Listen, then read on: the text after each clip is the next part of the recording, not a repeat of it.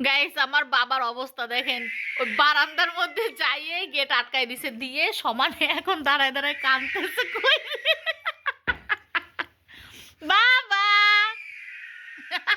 আরো বিষয়টা হচ্ছে বাইরে থেকে এখন দিনের বেলা, ভিতরে তো দেখা যায় না, এটার জন্য আরো বেশি কাঁদতেছে। ঠিক আছে, বাইরে থেকে শুধু নিজের চেহারাই দেখতে পারতেছে, এর জন্য ও কাঁদতেছে যে ভিতরে আসলে কি হচ্ছে না হচ্ছে ও কিচ্ছু দেখতে পাচ্ছে না।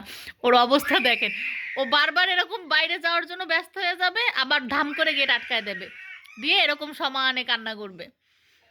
দেখেন অবস্থা, কি করবে দিশা পাচ্ছে না। আম্মু যা একটা টাক দাও তো, দেখো তো কি হয়।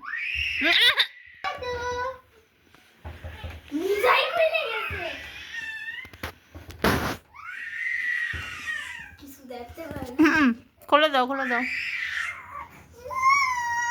এই যে বাবা কই, ওরে আমার আল্লাহ রে, কই গেছিলা তুমি?